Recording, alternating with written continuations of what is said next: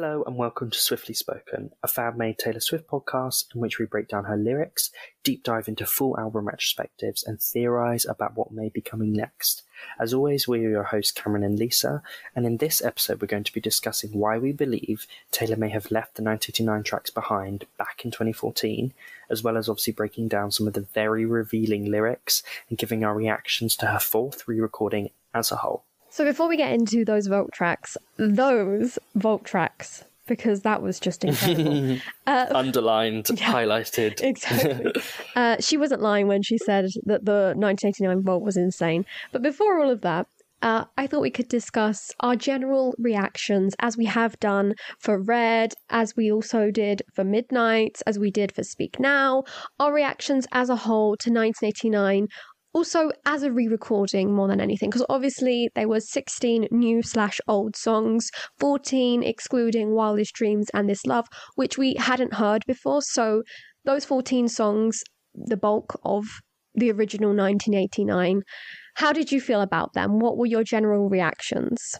I think both of us were probably the same. Obviously, the slight concern entering 1989, Taylor's version, was the way, and I think there's enough distance now to be able to be honest, the way that the pop songs on Red were just butchered.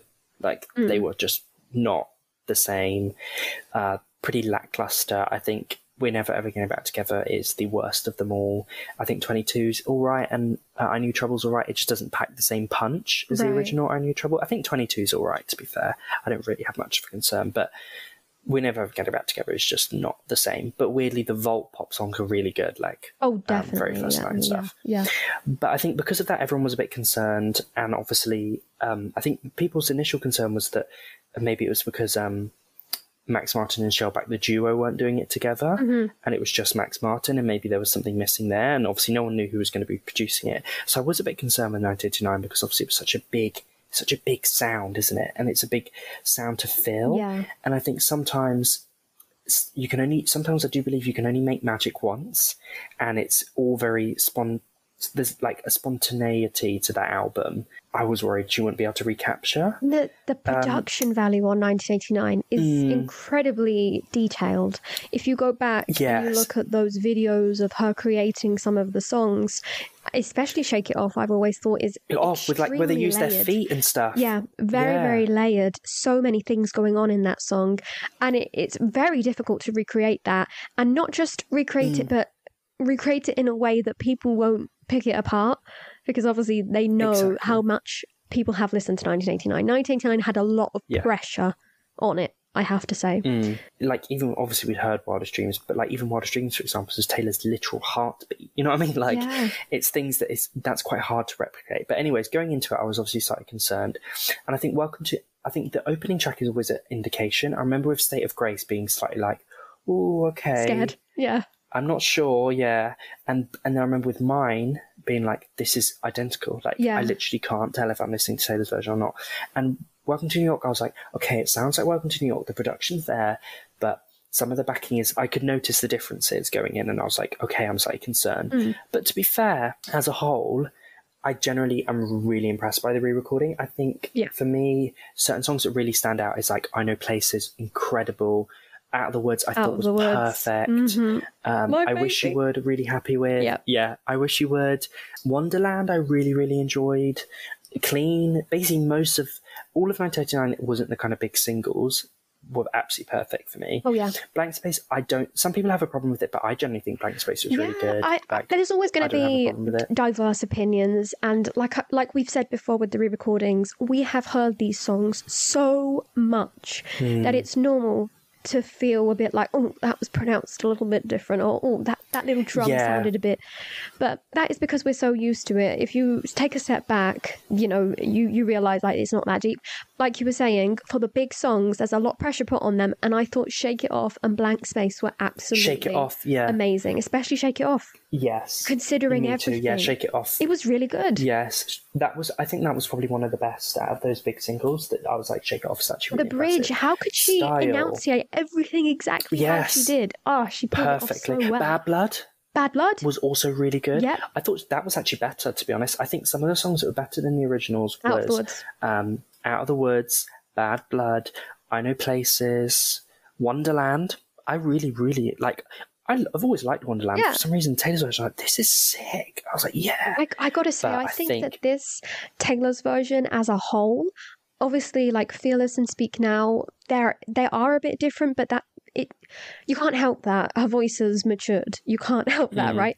But with Red, obviously, we've spoken about Red before when we reacted to it, and throughout the last couple of years, we have spoken about the debacle of We Are Never Getting Back Together, for example. But 1989 as a whole, I honestly, genuinely think that is the most similar re-recording out of all of them.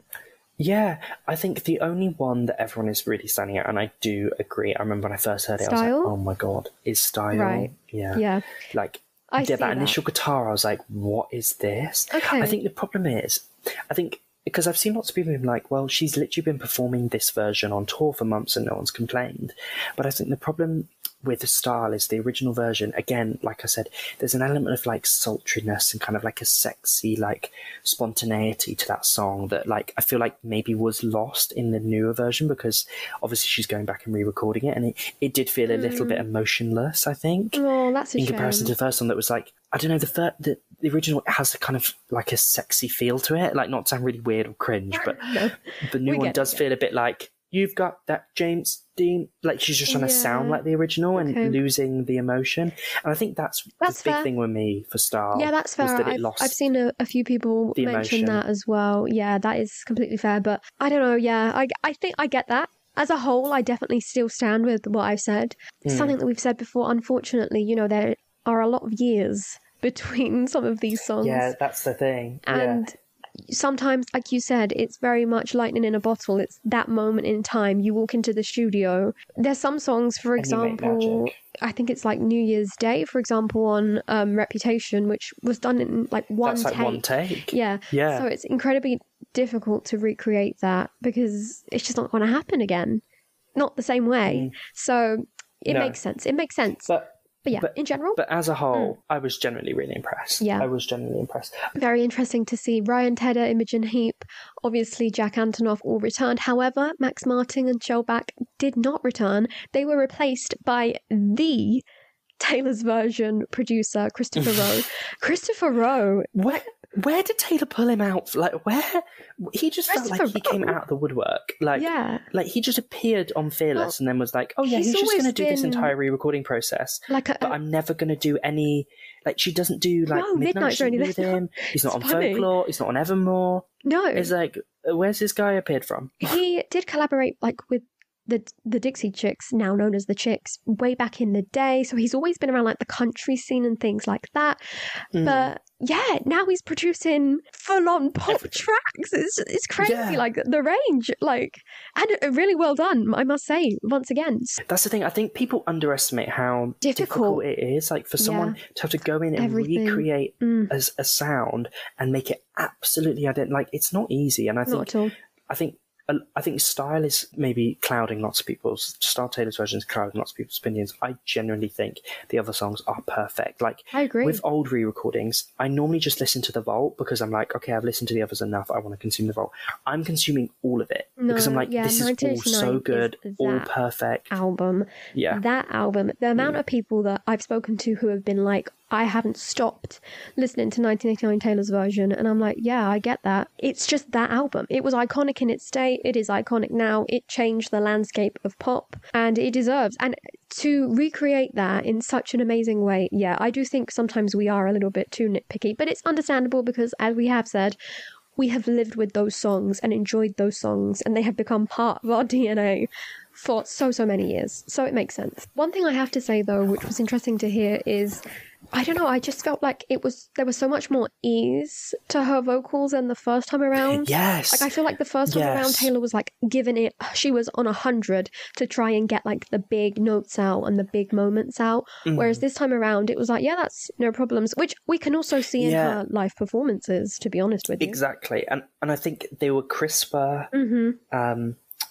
clear, just the kind of vocals, and that's why I think things like I Know Places and Wonderland and things like that, for me, feel like they've been like amped up because the big bits where she does, feel bigger. they feel bigger and crisper and more like, oh, she really hit that, like, and she hit that like perfectly. Not like she didn't reach and punch it; she just punched it, but punched it well right in front of her. You know what I mean? It didn't feel like she was having to, jump with it. But I was really genuinely really impressed with that, and I have no like.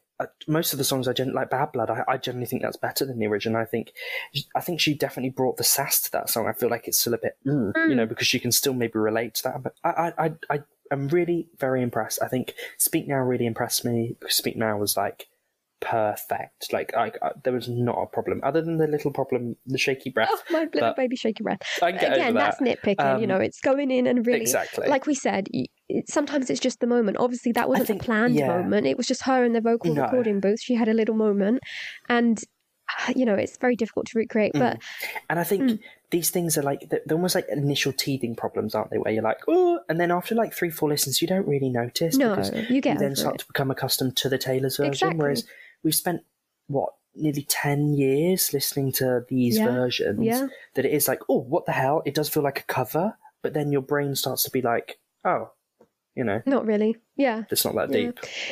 It's funny. It really is curious, and it's just such a lot of work on their end to Taylor and the producers to recreate all of this in such a way and do such a good job and be so extremely careful and proud of the work as well. So I mean, obviously as a fandom, it's funny because it's strange to say, but we are very lucky to be experiencing this, even though it came from such a horrible situation.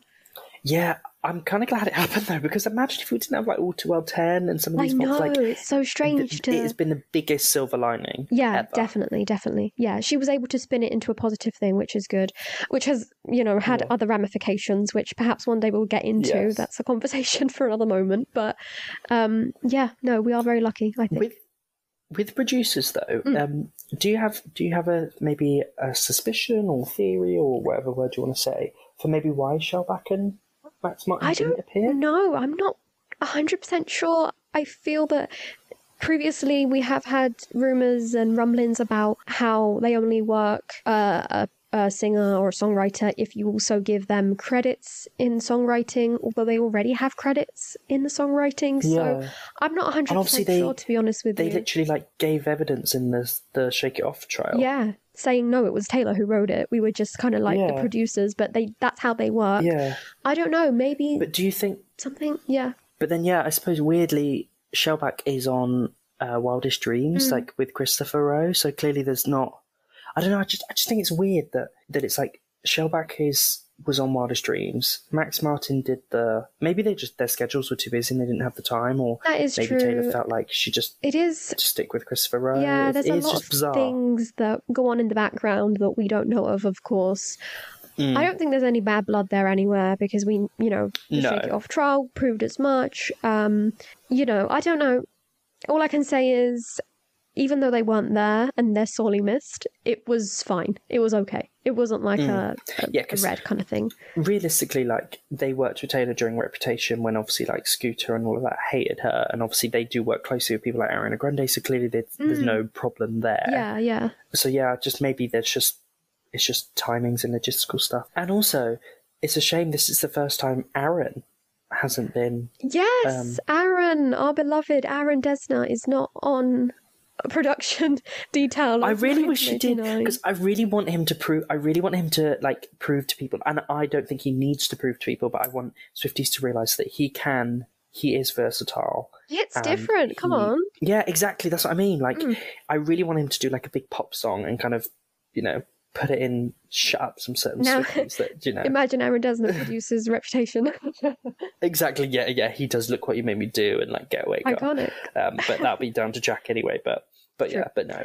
One thing I must say, Jack aced everything. Oh yeah, did. Jack Antonoff, definitely. He pulled out whatever he was on in the 1989 era and said, yes, we are here. We know the job that must be done, and we shall do it, definitely. But no, it's interesting to see who came back, who didn't. Obviously, we can only speculate as to why, but all in all, I do believe that the team did a really, really good job. Yes, A+. Something that we have to mention about the original songs, though, is a tidbit of information that we have got from the posters that are included in some of the 1989 Taylor's versions. Now, these posters basically give us the original lyrics to 4 songs: Welcome to New York, Wildest Dreams, Wonderland and New Romantics. As for Welcome to New York and Wildest Dreams, Welcome to New York, we had already seen it. Wildest Dreams is very, very similar. I thought the most interesting ones, the two that are extremely, like, they have, like, different sections, are Wonderland and New Romantics. Yes. I think the only one for me on Wildest Dreams that stuck out was the Remember Those Fast Times. Oh, that's an interesting lyric, yeah, definitely. And See Me in Black and White as well. Those were the two, because it was a lot of See It in Black and White, which reminisce of like Out of the Woods, where, we were in screaming colour kind of thing. But yeah, other than that, it was pretty similar. But the big ones, these two, is Wonderland and New Romantics. Should we start with New Romantics? Because I feel like that one is the most interesting. So, New Romantics, definitely very interesting. We have, so take my hand, we'll both stand inside a burning building. I could be your anti-hero and you could be my perfect villain. We'll go around chasing them. Leave me cold, then keep me warm. Fall in love, then go to war. That's what New Romance is for. Completely different vibe going on there. I know. This feels like the 22... towards something hazy, a future I can't see kind of lyric. It does. Like, it's but that I think level of what's really lyric. interesting, like these are what's so interesting though is that obviously the anti-hero lyric, and we'll get into it more, but I genuinely think Taylor's re-recording process of 1989 influenced Midnights heavily. And I genuinely think that could have been like sparked an idea. Look, we know that Taylor sometimes does repurpose certain cut lyrics. We've seen like themes come up again that were originally cut, especially thanks to the Vault kind of thing. And honestly, I thank Taylor so much for wanting to re-release these Vault, or release for the first time these Vault songs, because they give such a massive insight into her process of writing lyrics, how she then goes back and says, okay, those lyrics that I've discarded, maybe I can use some of like the best bits in other songs, which, is completely understandable. The concept of an anti-hero coming back all those years later, that's just so interesting to me. So interesting. Oh yeah. And I think what's interesting is like lots of Evermore lyrics, like things like Tolerate It, were very similar to lots of the lyrics in like All Too Well 10. And obviously those kind of albums were recorded kind of around the same time the Fearless, Red, Folklore, Evermore-y ones, especially during the Evermore period. And then, and they kind of resurfaced in some of the stuff that was in Evermore kind of was like, oh, that's also in the Vault, or a very similar sentiment or narrative is playing out in the Red Vault. Right, yeah. And then sonically, the same as well, with like the Fearless Vault, for example, there was lots of sonic similarities. And then the same with 1989, like the Vault sonically and also lyrically and even cut lyrics is mashing together a bit of Midnights, which I think is just so interesting. And it is, yeah. If you are a Swiftly Spoken podcast fan, you know that we die for original lyrics. Handwritten lyrics are like I live for them. Like I live and die for handwritten lyrics, because it just reveals something just so cool about the song. It is. It's a window love being able to like think, how would this fit? Yeah, a window into the evolution. I mean, I love that. Like, that's what New Romance is for. Like, Romance is for? Are you kidding? It's a twist on not in the lyrics. Obviously, this would replace the bridge, I'm guessing. Yes. Which the bridge is quite iconic on its own, but I don't know. Would this have been? I don't know. I really like it. Also, it's another the bit where it's just like maybe. Where it's just like, maybe I'm a shit show. Yes. But I'm fun and kind of cute. Like, that's so funny. Like, what the hell? She really said, I can't say that. Not yet. Not yet. Yeah. Like, maybe I'm a shit show, but I'm fun and kind of cute. Like, can you imagine that on original 1989? In 2014, I'm a shit show. Yeah. Oh, I don't know. That is something interesting that we will be getting into, like how much she may have cut these Vault tracks because of that, because of it's just too soon for the public to perhaps see her through a different lens, which ultimately, thank God, she was able to evolve and show these facets of herself. We are getting these very, very incredibly vulnerable lyrics and very revealing ones, as we said. And the only other song that we'd be missing then before we get into these Vault tracks is Wonderland. Which, again, very interesting, very interesting. So we have some of the cut lyrics. Dancing down hallways, screaming, "You're the king and I'm the queen. Colours I'd never seen twisting around me." It's very interesting to see how these particular ones appear in different songs on 1989. For example, the "You're the king and I'm the queen," blank space. Colours I'd never seen out of the woods. Yes. And also, like, I love that I turned around to find you and you were nowhere to be seen. It was like there was screaming and lightning and I haven't been back since. The drama. Had to leave you there. The drama. Know, it's just like, there was screaming and lightning. Yeah, it's like, which I love stuff like this. That's like a kind of like, that would be more like the bridge, really. That would have replaced the bridge. And it's similar, but at the same time, much more like direct, much more dramatic. Whereas I reached for you, but you were gone. I knew I had to go back home.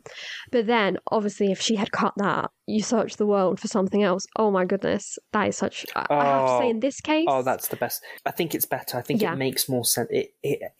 It says the same thing, but I think in a much more clever way. Definitely. The actual release lyrics. Definitely, yeah. No, in this one, for New Romantics, it would have been very interesting to see some of those left in. But for Wonderland, I do think she kind of repurposed or perhaps found that she had already said what she wanted to say in other songs with the King and the Queen, with the colours. And then for that bridge, she just aced it by kind of like having a little rewrite there. But still very, very interesting to see, definitely. So we're going to get to the big thing, the thing that I'm most excited about to talk to you, because we haven't really discussed. So this is all our live reactions, as always. Yes, we've been really good to not say too much. And even before we jumped on, we were like, stop talking. Yeah, because it was like, we're going to say too much. We've got to be authentic. We've got to share what we want to share. So we don't know what our favourites are just right now, but we will do in a minute. Vault tracks. They were all produced by Taylor and Jack Antonoff. Amazing production, I must say. Incredible. And as ever, they really, really expand on 1989 in so many ways. Firstly, they show such a more vulnerable side to the entire album. Honestly, I think some of these, if not all of these tracks, could have easily been a track 5 in the 1989 framework. Yeah. I do honestly think it's way more. To be honest, they're probably more track 5 than the actual track 5. Exactly. It's sonically and sometimes maybe even, thematically. Yeah, lyrically, honestly, I do think they all are very, very raw, very, very open. And perhaps that is one of the reasons that they were left behind, honestly. They also all delve into the lore of the album and give us so many new lyric parallels to analyze. They're like the Red Vault, and I've been talking about this ever since the Red Vault. Don't you remember? I'm like, it adds more bits to the missing puzzle, like it completes the puzzle, like it's the whole picture. And Speak Now didn't feel like that for me. It didn't feel like it really added anything, because the story of Speak Now is so many different stories that it's not like one succinct, that I didn't feel like, oh, okay, that links to that and that makes sense to that. Whereas this was like the Red one, where I was like, oh my god, you know what I mean? Like, this makes sense. Like this just adds more to the story. It's so interesting when that happens, isn't it? Because it's like, oh my god, you can connect this with this and this with that, which we will be talking about, because there are some lyrics that have literally had a domino effect to so many revelations of the 1989 album, of other songs, of just the entire, not to be repetitive, but the lore, shall we say. I know that's a bit funny thing to say about someone's life and songwriting, but yeah, the picture being painted, honestly, it's very interesting. And I do have to say, though, most of these do sound slightly more jaded or raw sounding than the rest of 1989. Yes, they're not as like polished pop. As 1989. They're not like sugar-coated, shall we say. Yeah, exactly. And they're not sonically cohesive either. So yeah, I think that's probably one of the reasons why maybe they were left out, because they are a bit more vulnerable, a bit more open, a bit more obvious in terms of what they're discussing. It's not like, oh, is that about this? Or it's very clear that this is what it's about. This is what I'm talking about. It's very open, very honest. Less of a metaphor. And less of a like, ironic, I'm playing around. It's like, no, this is like... Yeah, we're in Wonderland. Or this is we're the foxes and the hunters. You know what I mean? Yeah. It's, like you said, the metaphors are cut down and it's, this is this is that. Yeah, very, very, red blood, white snow. Quite cutting. Blue dress on a boat. Yeah, you know what I mean? It can be more like, this is the situation. Yeah, so those all could be very much the major overarching reasons to why these songs were left behind in the first place. A bit too revealing. And Taylor has kind of said and mentioned before that she wanted this album, and she even mentions it in one of the songs, that she wanted this album to be much more mysterious. Even when she, back in 2014, was choosing the cover, she was like, I chose it because, it's very mysterious. It doesn't give you a revelation to what the album is. It's very, curious, and she's not smiling, and it's all very... And you can't see her face. Yeah, she was very much curating a very precise image of herself and as the album as a whole. So I think that is the overarching reason why most of these were left off, to be honest. Also, when we get into them, some of their sentiments are dealt with in other songs. And I think that other songs maybe, even though these deal with it really well, I think the other song is like, okay, that was definitely its competitor and I understand why it was chosen. Yeah. Yeah. And I think we had that with the Red Vault as well, where it's like, okay, there's a reason why that this was left off. Not because it's bad, because it's far from bad. The quality is very high. It's more that this theme was dealt somewhere else. Yeah. Ultimately, I do think that it was a good call to leave these ones off, because the climate of 2014 when 1989 came out was very different to what it is now, in terms of just the world in general, and also to how the world regarded Taylor. So and what they would have allowed her to do, like even the word slut. Like I can imagine, like obviously she said it in the Vogue interview, but like that was a little bit later. Yeah, I know. But like in 2014, off the back of like being a country singer, the shit she would have got for that.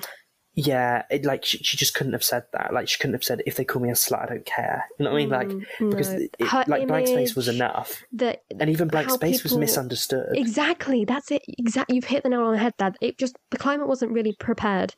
Even Reputation was somewhat misunderstood. And to be fair, We've said Taylor kind of mentioned that in the prologue, that she was so glad that fans understood what she wanted, and that fans knew what she was doing, fans knew where she was coming from, and totally understood the direction and the metaphors and what she was talking about, whereas sometimes the general public or critics didn't. And I still think that it makes sense why these were cut off, because I think they would have been too honest, it would have been too raw. And it was at the time when she was doing all this promo where she was being asked about these songs, people would literally be like, wow, so Styles about Harry Styles.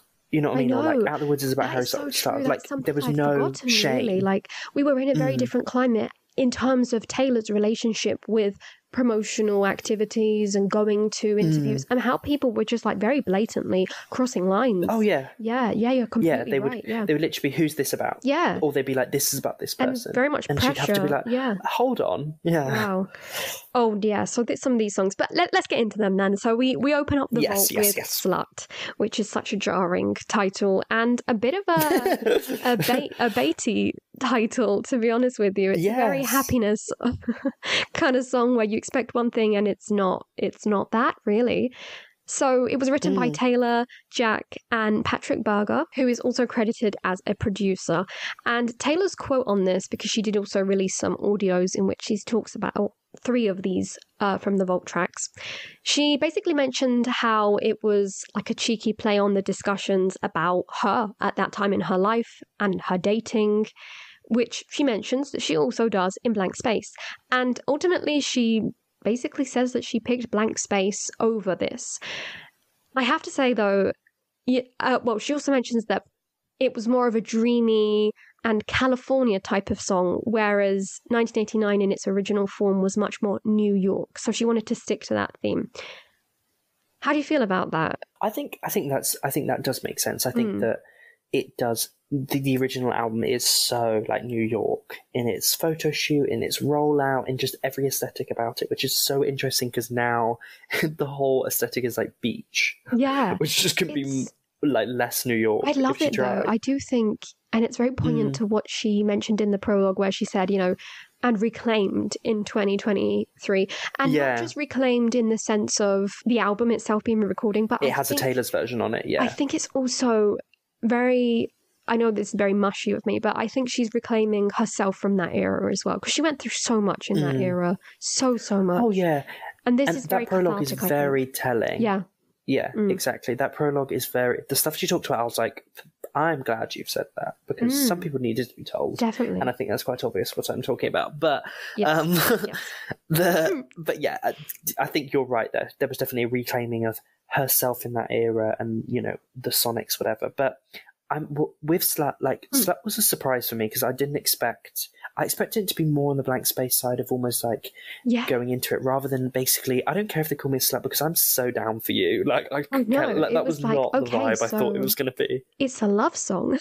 Yeah, exactly. So like, when was Slut going to be this like kind of love song of like, oh, if they call me a slut, I don't really care because I'm so in love with you. Like, I thought it was just going to be like a kind of blank spacey vibe. Definitely. And I think that blank space deals with it better.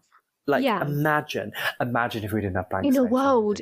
We'd only just got given it. Oh my God, in a world in which we had blank space now, I just think that blank space was so pivotal to her career, just to shake it off was that I can't even begin to imagine that. But no, definitely it does compare to it, like Taylor said herself, and she did compare, because there are certain parallels and sentiments, but I do think this one is much more vulnerable. Overall, it is more of a love song. It has more of like a clear story to it, whereas blank space is just like cheeky all the time. Like from the start to the end, it's very much, okay, yeah, I am the crazy woman in the castle luring psycho data, and writing songs. Yeah, definitely. But I think this one was a bit too on the nose, but at the same time, not like scathing enough, honestly. Yeah, exactly, yeah. And not in a way that could be kind of jokingly kind of played out as a character. Like, you couldn't really play out a character of someone that doesn't care that they're being called a slut because they're in love with someone. Like,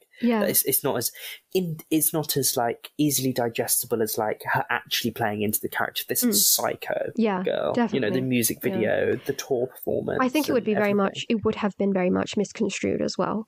And I think it would have been totally taken out of context. Yeah, I can see people being like, oh, she's a victim, and oh, she's this, and oh, she is slut. She's admitting she's a slut, you know? I don't know. Yeah, exactly. Yeah. No, I think in 2014, it would have been taken wrong, 100%. Luckily, we have it now, though, and it does have some amazing lyrics. You know, I'll pay the price, you won't. Oh, just that line alone. It is blank space, but just so much more vulnerable. It really is. The references to all the colours. It literally is the expansion of the line, the rest of the world was black and white, we were in screaming colour. Like, so good. Amazing wordplay, lovesick, lovelorn. Lovesick all over my bed. What an amazing metaphorical lyric. I know, yeah, I know. Yeah, no, amazing lyricism, but definitely I do think a bit ahead of its time, to be honest with you. We move on to the second song, which is Say Don't Go, which here, Cameron, you and I have to pat ourselves on the back. We were right. I am not someone to brag. I'm not a big blow my own trumpet person, but we said this back in 2022. Yeah, we called it. In May of 2022. We did our digging, we did our investigation, and we posted the little video of Diane Warren talking about the song. We referenced it in the 1989 Vault. We have known about this, you know. So anyone that's Swiftly Spoken OG diehard that listens to OG that listens to you knew this was coming. You also would have known about this. Yes. Yep. So the Diane Warren co-write. Exactly. We got it. And what a good I love Jack, I love Aaron, I love all the people Taylor works with. But sometimes it's quite fun when you work with someone a bit different, because you just get something a bit different. You do, you do. Like Clean, for example. I was about to mention, yeah. You know, and sometimes the difference is not good, like a certain Joel Little, but every so often the difference is really good. You know, and I love this song. I think it's sick. Liz Rose, Imogen Heap, Diane Warren, these female lyrical collaborators, they're just so good. I think they hit, I don't know, I don't know. We got it. Yeah, we got this song all of these years later, which is incredible to see. Diane Warren was very excited about this. Taylor sent her some flowers, and she gave a small interview in which she kind of gave a few quotes, and she mentioned that Taylor was very particular about how she said certain things, and how when she was writing this song, she wanted the lyrics to be like just so, because she was thinking about the listeners and was deeply aware of what her fans wanted to hear. She also mentioned, I love little tidbits like this, she mentioned that it was written towards the end of 2013 and they recorded a demo on New Year's Day of 2014, which is, you know. I know. And she was like blown away that Taylor was like that hardworking that she would like do that on basically a day off. And obviously, love it. I'm so cool. And Diane Warren is like so glad that it's released. She wants it to be a single because she thinks it's a hit. It sounds amazing. I love this song. I think it's so, for me, I feel like this, especially the chorus, feels the most like 1989-y, like how you get the girl kind of like fun pop song, you know, like I love this song. I think it's so cool. From first listen, this one really stuck out to me. And upon first listen, I think this one was my favourite. It's changed now. Right. But first listen, Say Don't Go, I was like, this song's so cool. Yeah. Like I was like, yes, I love it. It's very interesting. Thematically, it reminds me a lot of All You Had to Do Was Stay. And I wonder if that was the competitor, in my opinion. That could be possibly why All You Had to Do Was Stay was earlier. It was written before in the process. So perhaps she was kind of revisiting those feelings or, you know, somehow wanted to write about that kind of sentiment again. But yeah, a lot more devastating. I think, to be honest, though. Yeah. Oh, I say I love you. You say nothing more back. Vulnerable. Oh. I know. And it's the way she says it. You say nothing back. And then it's after that bridge, the like pause and then the into the big final chorus is sick. Yeah. But I think back to All You Had to Do Was Say, very right. I think narrative and sonic. I think the shouting, like say, is very similar to like interesting. Yes, yeah. I think that they mimic each other. That it would have been like, okay, I feel like sonically and thematically, lyrically, All You Had to Do Was Stay did it. Yeah. And I think Stay Don't Go did it just as well. I don't think that All You Had to Do Was Say did it any better, but I feel like, there was a comparison there of it's one or the other, and obviously she chose All You Had to Do Was Stay. Which is interesting, maybe to keep, because it is the track 5. Yes, exactly, and maybe also to keep the collaborators slightly down, maybe. But I think, although what was interesting is a collaborative album, to be honest. Exactly, it was. But I think what's also interesting is that Taylor at the time would have had to get Big Machine to like pay. Like, Diane Warren wouldn't have been cheap to work with. Like, true. Quite the opposite. And the fact that Taylor was like, never mind. And left it on the cutting room floor, you know what I mean? Like, that's nuts. That she was like, Big Machine would have had to fork out a decent amount to work with her. And that's why in the Red era, I think you'll find that's why she was only really allowed like 3 songs with Max Martin and Shellback, because Big Machine were like, you know, that's expensive, you know. And also, can you please work with Nathan Chapman? The worries of her being like, oh, you're ebbing too close to poppy, to pop. And then she literally said, actually, I have something to say. Yeah, I'm going to do it. But perhaps. But no, I love this song. Love it. Perhaps it didn't fit the narrative of 1989 as much. The story that she was telling, perhaps, you know, things in her life led her towards certain decisions between this song and All You Had to Do Was Stay. I think All You Had to Do Was Stay definitely cushions the blow much more than this song. This song is very direct as well. And I do think the sentiments, like literally, it's like say don't go, like literally just say that you don't want me to go and I'll stay, and it's the same as that, and I'll stay. Like, it's the same as all you have to do is stay. Yeah. Funnily enough, though, I do feel like the production maybe is another reason that it was left off, because some of it is extremely similar to Clean. That the opening parts of it is very quite slow. Yeah. Next up, we head into my favourite song from the vault. Right now, that could change, but it's Now That We Don't Talk. I love this song. It's so short, but it's so good. This song is like probably sitting at maybe number 2 or 3 at the moment. Maybe number 2 actually. Okay. Like I think it might be my second favourite. This song. Taylor said it well. Like this song packs a punch. Like she said, like it might be short, but it's time on this earth, and it's little 2 minutes 50, whatever it is, 2 minutes 30, is it? You know, it serves in those the little time it has. It is perfect. It's so good. It's just like Taylor and Jack again working together on their best, as they always are, on their A game, definitely for this one. It's so short, but it has so much in it. The production is so good. So yeah, like you were saying, Taylor did mention in those little recorded snippets that she wrote it towards the end of the process and couldn't quite get the production right in time. And like you said, she said it was the shortest song that she's probably ever put out, which I believe it is.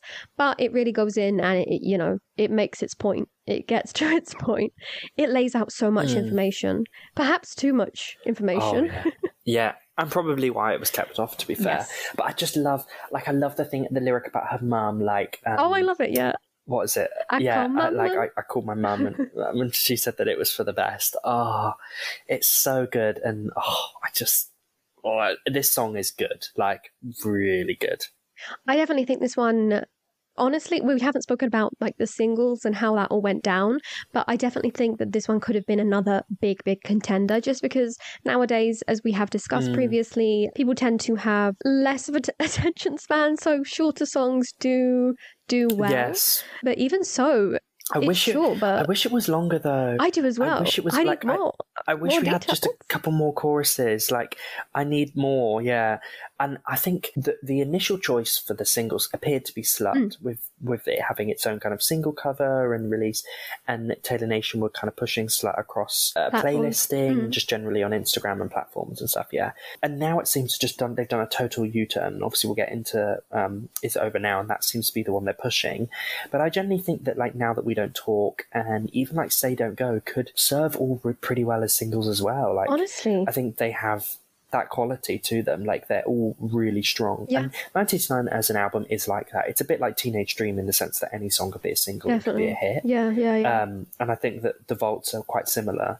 I was very surprised by Slut initially being kind of pushed, because to me that didn't stand out as like, this is an earworm and this will get in people's head and this is the song, whereas like I Can See You made so much sense. Like, when you listen to Speak Now Bot, you're like, that is the single 100%. Yeah, I guess it was difficult because, and they were also looking, I think they just didn't know what to pick. Yeah, they were looking towards the fans to kind of guide them, because there's a lot of good songs here. There are a lot of amazing songs, so which is I think funny problem to have. I think with and I think especially with like Cruel Summer, so organically, doing so well so organically, I think that also they're like, okay, maybe let's just see what organically does the best and then takes off, rather than sticking with something that doesn't work and then we're splitting listenership across two songs because another one's blowing off, and we're not giving that the justice because we playlisted and sent us another one to radio.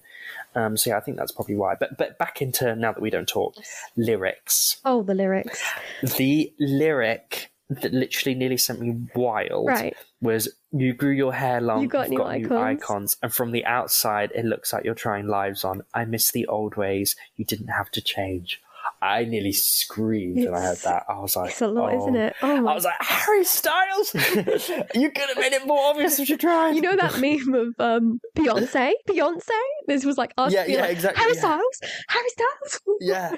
I was like, oh my God. Yeah. And I just love this song. And Taylor's lower register always hits so good. And I just love the drama to this song. And it is just perfect. Like, it is just so good. Yeah, I cannot be your friend, so I pay the price of what I lost and what it cost. Now That We Don't Talk. So good. The bridge as well, the little what do you tell your friends with, like the lower register moments. And obviously, it is so good. We must talk about that outro, which I believe the outro is the reason we didn't get it back in 2014. Perhaps a little too scathing, considering circumstances. But I don't have to pretend I like acid rock, or that I'd like to be on a mega yacht with important men who think important thoughts. I can't believe she just said that. She just dropped it. Yeah, 2014 us were not ready for this message, I don't think. But very, very interesting. This little part after that, which is, and the only way back to my dignity was to turn into a shrouded mystery, which is 1989, just isn't it? It is. Oh yeah. Oh, 100%. The album. So again, maybe a little too on the nose to put on the album itself. Like, you're basically explaining what you're doing, which sometimes you don't want to do if you want to be a mystery. And that's my reasoning to why it got cut, but I'm so glad we got it now, because it is the pop song from the vault, in my opinion. Oh, 100%. My favourite. 100%. The next song is Suburban Legends, which again, Taylor and Jack working together. And for me, it does feel like the most mysterious one. We also don't have any clarifications from Taylor or any co-writers or whatever at the moment. So that also, is interesting. And it's the one that reminds me the most of Midnight's. It literally is Mastermind. Yeah. Like that first verse, when you listen to it, for me, it sounds like Mastermind. And even the pronunciation in like the chorus and stuff, just so Mastermind. Right. Yeah. No, I definitely see, like you were saying, and just like we said with Fearless, how folklore felt like an influence regards to some of the production and even lyrical changes, because we know that in a couple of the songs, a couple of things were changed. In this case, it does feel like there was like reciprocity between the influences of Midnights, but from 1989 and on 1989 from Midnights. Yeah, no, I think so. And I think... Mastermind, yeah. I think that this one is the clearest crossover of both of them, definitely. I do really like Suburban Legends. Upon first listen, I was a bit like, oh, I'm not sure about this one. I think I had a lot of hopes it, but I was just like... And when I heard it, I was like, this isn't what I was expecting. When it was like, and I'm standing in a 1950s gymnasium. I was like, okay. I think I missed the message. Right. When I first listened, and was just like, why are we in a school reunion? You know what I mean? I was very confused upon first listen, but I love it. Now I really like it. It's not my favourite. At the moment, no. I'd probably say that it's probably, I think Slut is probably my least favourite, and I'd probably say Suburban Legends is just above it. But I do really like it. I think it's a very good song. I do really like it. I really like the sentiment, and I think there's lots of lyrical parallels between like I Wish You Would and things like that. I think I really wish that Taylor would do the voice memos for the songs that she do, like, because I think she did like Tumblr music. I want it for everything. I wish she'd do it for everything, because I'm like, I want to know. Because imagine if these songs had, back in the day, if they had been released on 1999, I wonder what their hidden message would have been. Oh, I love that thought. You know what I mean? I guess 1999 is a funny one as well, and another reason why many of these songs may have been left out is because she was crafting a very specific narrative and story. The hidden lyrics prove that it's literally a story. That was something that happened before in the previous 4 albums. So yeah, I guess maybe it could fit in somehow, and maybe she would have added a little line to the story. But that's true. I do love it when she does give us a little bit more, even more information, because it just helps to kind of fit. I think this one is very much metaphorical. It has a lot of things going on. Perhaps different influences or different moments have inspired it. I do think it feels both like Midnights, but it also feels a little bit folklorian to me. The waves crash to your... or Evermore-y. Evermore-y, yeah. So that's interesting as well to see. And again, parallels with the Too Polite to Break My Heart. Yes, that's what I was going to say. That where it was like, I broke my own heart because you were too polite to do it. Like, oh, that is, I love that. That's really, really cool. I know that you still remember. Area. Do you remember? Yes. I remember. Yes, still remember with I remember. And I think what's so sick is that, and I think this is why I really feel like, like you said, 1989 Vault and re-recording influenced Midnights, and maybe Midnights crossed over into that as well, into the 1989 Vault. Because Question... If she had shoved Question on here, it could have been. I would generally take that as a 1999. Obviously, like it would fit so well on this Vault. You would think like not on the original album, but on the Vault. No, exactly. You would feel like it was a very much a song that she wrote, perhaps even towards like 2015 or something like that. Looking back, slightly later 1999. Definitely, but. It is a song that you need a lot of space between now and then to kind of like process and then get into those kind of like reopening wounds and stuff. But you're right, though. It does. It's interesting to see how it just proves. It goes to show things that we said in our original Midnight's reaction video. Yeah, the re-recordings definitely had a big influence on her, like going back and revisiting a lot of themes and a lot of different music, and just the incorporation of that I remember at the beginning of the question. Oh my god, she could have been more obvious if she tried. When I heard that, I was like, what? Are you kidding? Yeah, I was like, are you kidding? I think with Suburban Legends, the one that really for me kind of links it to like Question is the You Kiss Me in a Way That's Going to Screw Me Up Forever. And in Question, when she's like, what's the lyric about, like the meteor? Yeah, does it feel like everything's strike. Like second best after that meteor strike? Second best after that meteor strike. Like it's that kind of thing of like, it's one of those things where you will never be able to move on from this because it has just affected you so deeply. Yeah, I stayed there. I love that kind of narrative. Yes. Yeah. Interesting. Yes. I think you'll find you know what? Evermore. A certain other song on Evermore. Honestly, I love it when this happens, when you can like hear different songs and recontextualize different things, and it's so interesting. All I can say is that, but Evermore for me has been recontextualized a little bit over the last couple of days. I think this is such a blessing. Like the Taylor's versions initially, well, not Taylor's versions, but the re-recording process when it was first announced, for me, I was very concerned and it felt like a bit of a curse. So sad, and it was like, oh my God, like it was just so sad, and it was like, we're going to have to get rid of these, and I just don't want that. But now it's such a blessing. Like like the insight we get into different songs, and you know, and just like All Too Well 10. I can live my life without that song now. Like, it's just nuts. It and is we are crazy so how she incredibly blessed, and I'm so grateful. Yeah. As a fan for all of this. She's been able to kind of twist the whole situation around, and honestly, as fans, like I said before, we're just blessed to be able to live through this and to get these songs. I can't believe we're getting songs.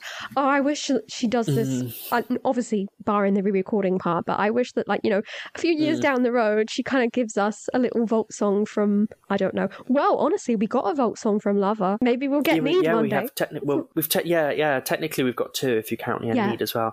And like I said, even with Folklore and Evermore, I see, like, Carolina for me, it seems like because it was actually, Taylor said it was written around folklore, and things like Renegade and stuff feel like Renegade songs, and the Alcott, even though they're not, but they feel for me, they feel like they're the Evermore world. So I feel like we'll basically have a kind of vault track from every album, really, because was it 3 a.m. is kind of, You're Losing Me. That's true. It's a vault track. That is true. 3 a.m. kind of is. I don't know how much I believe that, but you know, that was hot off the press. I think so as well. that was never put in a vault. But yeah, so technically we'll kind of have a vault from everything. At the moment, we do, which is great. I love that. Unofficially Folklore and Evermore, but... And that leads us to the last song on the album, the one that is currently being pushed as a single, which is It Over Now? Obviously, this has been a song that has been received by fans in an incredibly positive way. So let us know in the comments, which is your favourite song from the vault? Is it Over Now? We'd like to know, you know, to see if because I didn't expect that. Honestly, I expected Now That We Don't Talk, but then again, that's just my, you know, subjective opinion, also kind of like being involved there. But Is It Over Now is my favourite, 100%. Okay, so there we go. So there's the statistics. So let us know either way. But yes, Is It Over Now is also a Taylor and Jack song. Very, very, you know, Taylor and Jack are just 1989, aren't they? Really, that's where they started off, and you can tell that they really are very, very comfortable in that kind of era and that sound, because they just do it so well. I can't argue when she said that this vault was insane. She was correct. But anyway, Taylor's quote about this song is that it's a funny play on words to use as an album closer. That is why she kind of put it as the last song. Like, is the album over now? Which she's done before with songs like Begin Again, and you know, even on our song where she put it there on purpose because of the Play It Again lyric. So, you know, she does love a little play on words. But anyway, so she characterizes this song as the sister song to Out of the Woods and I Wish You Would. Oh, she couldn't have been more obvious. I love it, because it is just so out of the woods. Like, I generally think this is why this one was left off, because the whole, like, 20 Stitches in a hotel room, and obviously Red Blood, White Snow. Hospital room, hotel room, hospital room. My excitement, I'm butchering the lyrics. That's fine. But that's why I feel like it was left off, because it is, like you said, it is the sister to Out of the Woods, and then I Wish You Would, which, again, it's like Taylor... She literally said, this song's about Harry Styles, by the way. Basically, you know, as if it couldn't have been more obvious. In the end, like, you know, as we always say, as Taylor says, this is not a paternity test because it's all down to her. Oh no! But do we love a good bit of gossip? But we do. Oh yeah, and I love a Halo song. Like, I love. They're just so good. We're both big Harry Styles and Taylor fans, and they just write incredible songs about just everything Amazing and anything. lyrics. So it's even more exciting when it's about someone that you love, are a fan of as well. Yeah. Like, I just think it's just so good. This song is so good. And also it kind of mimics that thing that she said about how the relationship that 1989 is talking about was about someone that you feel like could interrupt your wedding. Yeah. Because it's never really over. Yeah. And that's what this song, like, is it over now? And was it over then? And is it even over now? That's kind of what she's saying, you know? Like, love it. Yeah. Love it. Yeah. Another reason why I think it may have been left off is I also see it as a sister song to Style. But obviously all of those songs are connected anyway. But like with The Model, some other girl. Exactly. Yep, there you go. And it's a relationship that keeps going around and around. Is it over? No, it's not. Now it is. Now it's not. And the revelation of... Yeah, then are we out the woods? Are we out the woods? Exactly, the revelation of trying to get over someone or make them jealous by being with, you know, other people. The lyric on Style, I've been there too when a few he unbuttoned my brows. Yeah, with the unbuttoning the blouse. Was it over then? Not really, because we go round and round each time. So, I love that. And then we got to discuss some of these lyrics because... Oh, I can't believe she went there. She really went there. Oh, she literally couldn't have been more like blue dress on a boat. Like blue dress on a boat. Like That is so obvious. It is. I love it. I can't believe she described... Your new girl is my clone. Oh. Wow. Yeah, so that second verse, there's so much going on. We should take a moment here because, oh my goodness. But yeah, when you lost control, red blood, white snow, as you said, 20 stitches in the hospital room, the famous or infamous snowmobile accident, which I can't believe she just gave us a reference to that in 2023. That's incredible. Blue dress on a boat, which is literally the reference to that picture. Of her leaving that island. And both of those lyrics are very much out of the woods. And you're completely correct when you drew the parallels, because in the end, you know, she wears that iconic blue dress in Out of the Woods MV. Obviously, we have like the snow in the MV as well. Very interesting. Yeah. And then Your New Girl is my clone. Oh God, that's just such a lyric, isn't it? It's like, God. If she has blue eyes, I will surmise that you'll probably date her. Go in. You'll probably date her. Oh my God. Oh. She really said, I know. I'm going for it here. Oh, I love it. I love it. And did you think I didn't see you? They were flashing lights. It kind of it summarizes the whole vault as well, because there's a lot of like emotions from Slut also come up here. At least I kept my nights in secret, although they were rumors about my hips and thighs and my whispered sighs, and people going to be judging her because of that. Oh yeah, it just kind of like summarizes everything, and I love it. And then the next lyric is obviously again extremely crazy, but I think about jumping off a very tall somethings. And she literally, in that Out of the Woods MV, jumps off of a very tall something. Yes! Just to see you come running. But no. Oh my God. Oh, it's so good. It's just the way she says it, but no. It's just like, it's what I love about Taylor songs is production. They sound, they just sound like dramatic. The story is emulated in the production, like, and just the way she says things, it's like, oh, but no, like you didn't. Like, no, she really does. Good. Yeah, she really does kind of emphasize certain things, and you can sometimes you hear her smiling, sometimes you can hear the little laugh. It's a bit like in like Bejeweled when she does all the like, boom, you know what I mean, like nice, where it's like, even. Like it's all the kind of like when very she asks theatrical. you a question, yes, I love it. I love drama in songs. The better. Yeah. Is It Over Now was standout. Like first listen, I was like, this song is the best. Like first, like I said, Say Don't Go initially was like, okay, this is my favorite. And then literally after giving Is It Over Now a second listen, I was like, no, this is the best. Like this is the best. And I think now that we've come to the end of it, we can kind of give our rankings, because I'd be intrigued to see what yours are. But I think for me it's Is It Over Now, Now That We Don't Talk, Say Don't Go, Suburban Legends, and Slut. Okay. What about you? I think I'm going to go for Now That We Don't Talk, Is It Over Now? Oh, difficult. I think maybe Slut and Say Don't Go kind of tied, or if not Slut, then Say Don't Go, and Suburban Legends, unfortunately, in last, which is very funny because it was the one that called to me the most, but just the name. It's still very iconic, but definitely Now That We Don't Talk and Is It Over Now are so good. So good. They have to be up there at the top. Definitely. 100%. And I guess while we're here as well, we have to talk about the surprise kind of deluxe version drop, which, again, we did predict correctly back last year. We did say that obviously she would release Bad Blood remix with Kendrick Lamar, but it wouldn't potentially, but we thought that it might not be on the album and it might be released separately. And we've spoken about that multiple times, that we think it might be slightly separate. And obviously it technically is, but kind of isn't, because it's on the deluxe version. Yeah, I mean, the last thing that we said kind of like last week or 2 weeks, well, a couple of weeks ago now at this point, but was the the double album theory or the surprise drop theory, which, yes, it didn't happen. But it kind of did. We got Bad Blood remix a few hours later, suddenly dropping. So, maybe. And fair play to Kendrick. Yes. When he was given the assignment of you have to re-record and make it a carbon copy of the original, he was like, I will do that. Because this version, literally his entire bit, like so far out of the collabs that we've had with like Ed and Gary Lightbody redoing their bits, Kendrick is the best. Like his version is literally identical. Like fair play to him. And also that is hard, because obviously for Taylor now, she is 4 albums in, has become very much trained to do this. I know that Taylor is a perfectionist. We all know that because she has basically said it. So I'm sure that she probably sits there listening to the original, emulating, which must be just like a crazy task. So to get someone who hasn't done any of that at this point and then come with so much energy. I love that he decided to come back. It shows just how good of a job Taylor does. Yeah. Oh, yeah. And it's not an easy task. He really killed it. Yeah, and honestly, it's really good. Loved it. Because this is my favourite. This is the version of Bad Blood I listen to. Like, I just think his version's so cool. The production's cool. The angst he adds to it is so sick. And obviously the bridge is, like, iconic.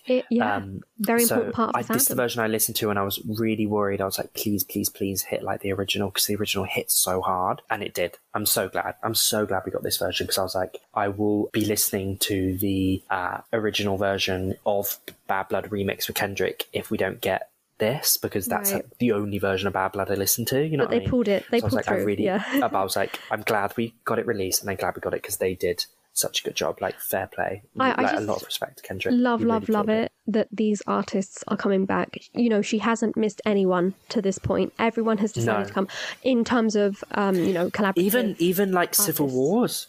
Yeah, she got them. Well, obviously now they're separate. She got both of them. But she got them back, and fair play. They killed it as well. Like, they did. They sounded probably better. They did. They sounded really good. I don't think people appreciate that enough. I think those. Eyes Open and Safe and Sound kind of got slightly, like, I think lost in the mix, not forgotten, but maybe overshadowed by all of the girls, and then obviously and the Eras tour in general, and the Eras tour, and also I think the fact that If This Was a Movie was moved on to Fearless. I think everyone was so shocked about that, and obviously so shocked that we got all of the girls, that everyone slightly forgot about Eyes Open and Safe and Sound. I don't really hear much about it, but they also killed it as well. And the fact that Taylor brought back them when they literally split up and divorced and don't speak to each other. We said it back then. It's a testament to who she is as an artist and just how she gets along with other people in her field that respect her. And the fact that they would do that because they want to, And I think also they want to claim ownership over it themselves. They're cementing a legacy, and I think it looks good on them, and it looks good on on their continuation of working in the industry with people like Taylor being in big parts of it.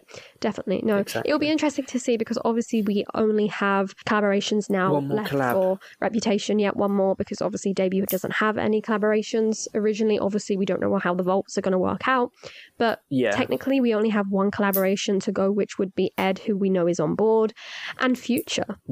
Another rap track. So we'll see. We'll see what happens there. We'll see if Future can do a Kendrick, because if he can replicate like Kendrick, fair play, because Kendrick killed it. And I guess while we're here as well, we'll have to talk about My Little Baby, Sweeter Than Fiction. Not to be cringe, but I bloody love this song. Obviously, this was put on the Tangerine vinyl, which in the States is exclusive to Target. In the UK, I believe is exclusive to HMV. You might be making that up. I think it's pretty wide. I think it's in HMV. I think it's on Taylor's store. As ever, these things are never exclusive. They're everywhere. But anyways, Sweeter Than Fiction, perfect. Definitely. Perfect. I think it was so touching. I love that. It has the kind of...